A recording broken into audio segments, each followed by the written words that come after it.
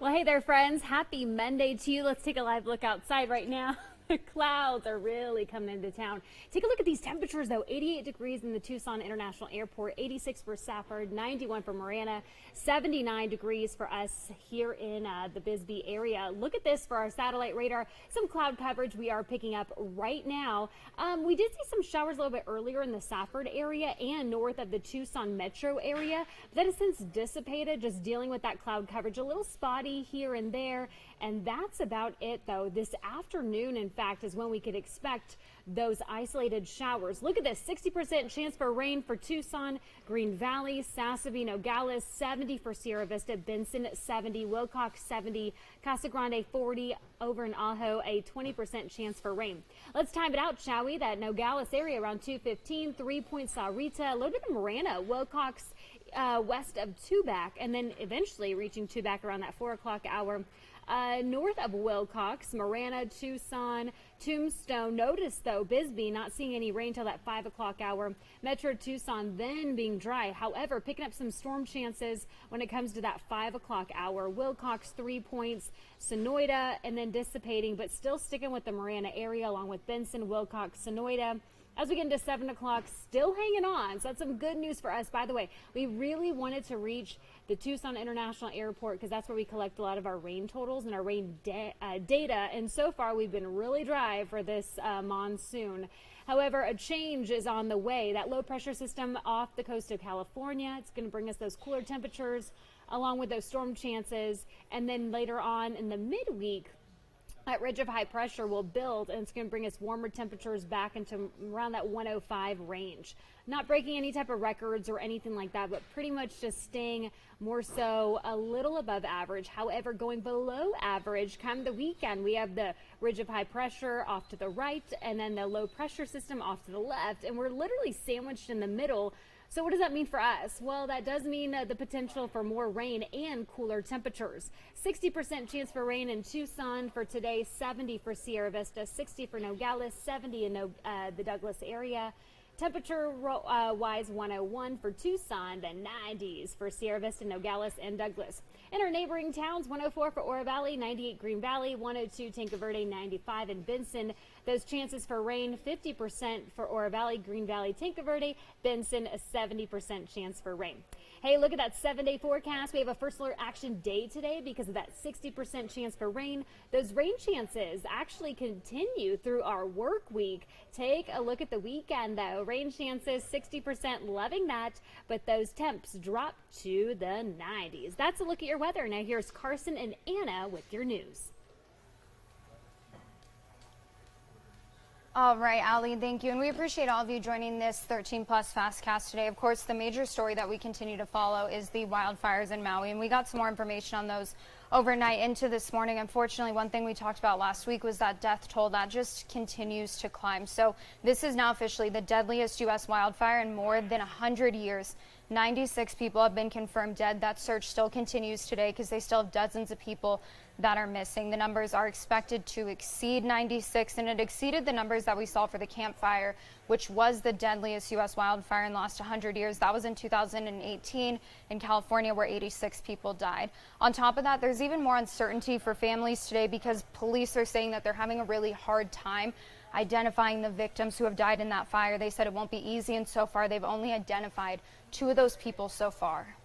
Yeah, Anna, I mean, just take a look at this video. It looks like a bomb went off. It's absolutely tragic. A lot of these sites that you're seeing, these were residential homes. We know that 86% of 2,200 structures that have been damaged or destroyed were in fact homes of individuals that lived here in Maui and Lahaina. We know thousands of people are still displaced and shelters are now overrun.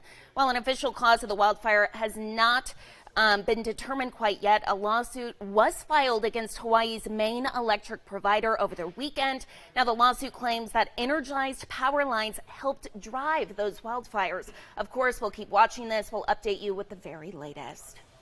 And for both of us, Carson, we worked in a wildfire market, both from Medford. Seeing this is something you can't even begin to imagine. And we worked through one of the worst wildfires in Oregon's history. Absolutely. On top of this, though, is the fact that people weren't warned. And we saw that with the Alameda fire. Exactly. And that's what a lot of people are saying happened in Lahaina. There was no emergency alert that came out. Right. And that's super concerning because they have one of the best emergency alert systems in the country. Yeah. People didn't get any warning whatsoever. So a lot of concerns today about that. Mike Valerio is actually on the ground today in Maui with more on what residents are saying about how there was no warning leading up to this event.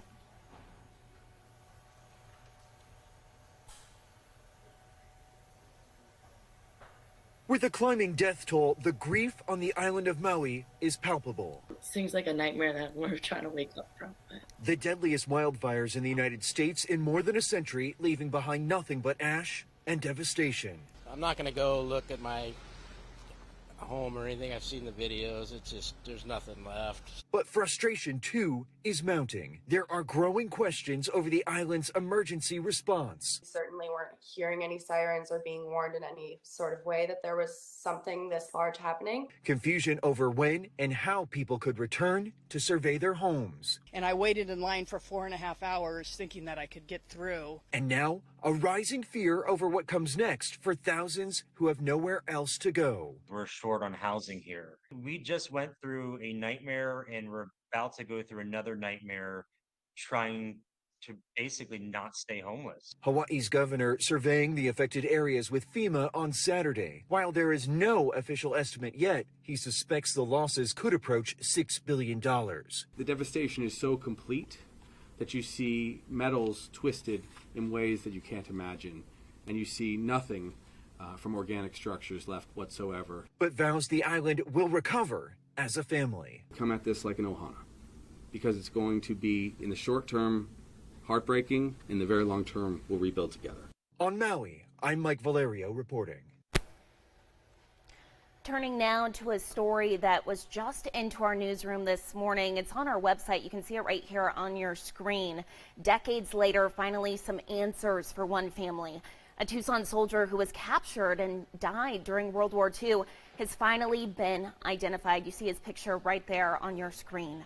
U.S. Army Private First Class Lex Lillard of Tucson was 20 years old in this picture, and at the time he was captured during the war. Thousands of U.S. and Filipino service members were captured and interned at prisoner of war camps during World War II. We know more than 2,500 POWs died in this camp during the war. And Anna, I know DNA played a big part in this, figuring out who exactly this man was. DNA is something that's so cool because we're seeing it being used to solve cases like this, to solve crimes that people never thought would be solved. And so through that DNA, the DPAA was able to identify Lillard in May. Now we know that he will be buried in Jay, Oklahoma on September 23rd. So if you would like to read this story, you can see the title of it. This is on our website right now. You can head over there, learn more about him, learn more about the group that he was with and all of the other prisoners of war who were at this camp.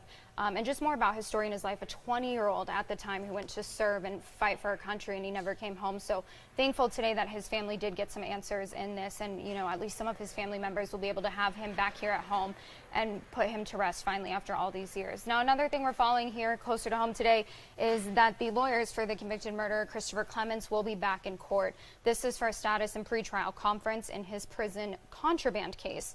Clements' trial for the murder of 6-year-old Isabel Celis ended in a mistrial earlier this year. You may remember that, when the jury couldn't reach a verdict in this case. So his retrial is now set for March, and today's hearing starts at 4. We don't expect to see him, just his lawyers, but if any developments come out of that, that is something that we will let you know. And also here at home today, something that we are following, people trying to pick up the pieces after a fire at a local restaurant, just absolutely devastating there for the staff. Yeah, absolutely. Now, this restaurant was nearly 100 years old. A lot of these employees that our very own Catherine Patterson talked to say that this restaurant was a home away from home. They actually loved being there, loved their job. She has more on the story. Well, the energy here is somber. Crossroads has been a staple in South Tucson for over 80 years. Residents here consider this home, and now that home has been destroyed. You can take a look behind me. You can see the destruction that happened overnight. I spoke with some co-workers or workers here, and they said that going into work was something they look forward to, and now they don't know where to go. A friend of mine lives down the street, and he called me at like 1:16 in the morning, and he said, "Hey, I think your job is on fire." And I said, "What do you mean you think?" And he said, "Hold on." And he turned around and he's like, "Yeah, it's definitely on fire." Almost a century's worth of history and hard work burned within just a few hours. I live not too far here on 38th Street. My parents used to bring me here as a little girl. Workers at the crossroads in South Tucson woke up this morning to find the job they loved went up in flames overnight. It was a surprise for me. I just came ready to work, and when I got off my car, it was devastating. Really sad news to see my place that I've been here many years working, and just getting out of the car and see everything burned down. The building turned to rubble, and employees like Lycia are left to pick up the pieces. Very sad. I don't know what we're gonna do now. Just being here to see what we can help with.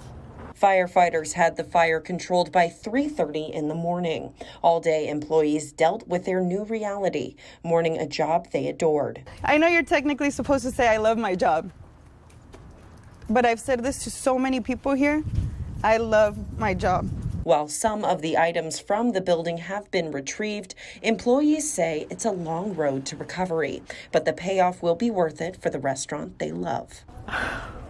I can't believe this is happening, but they're gonna open one day again. I don't know if they're gonna be able to do it like it was, almost 86 years. Now, we did reach out to South Tucson Police and Fire, but they said they did not have any additional information at this time. But of course, we will keep you updated on air and online at KOLD.com. Reporting in South Tucson, Catherine Patterson, 13 News.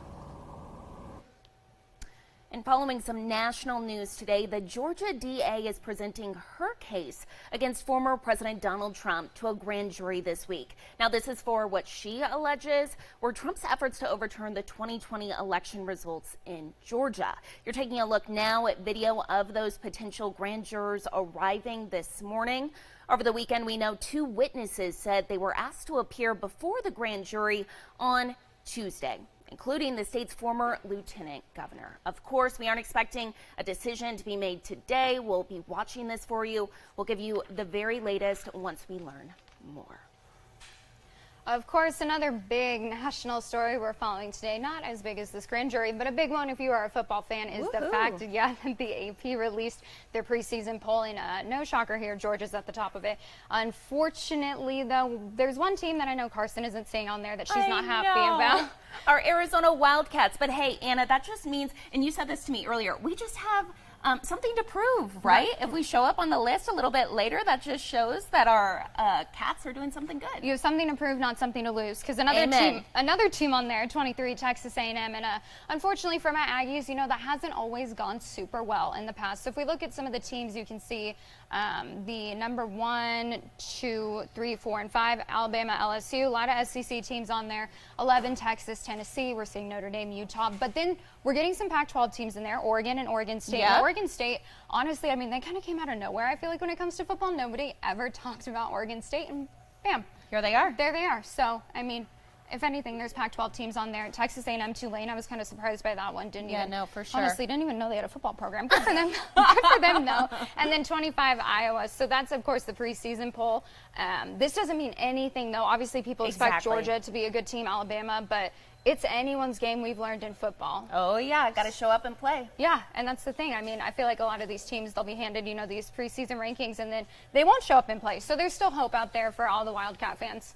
Amen. To get on that list, and hopefully, I mean, Texas A&M, I need something out of it this season. There from you the go. Aggies, just a little bit of something. So we'll see. Football season starts in a few weeks here, September 2nd. So I'm so excited. I know, big day. It's like Christmas. It's the best season of the year. Absolutely. Well, speaking of seasons, y'all, it's looking a little bit more fall-like out there today. Look at all those clouds. Fingers crossed we can actually get some rain. I know Allie was talking earlier. We're seeing a good chance throughout the rest of the week.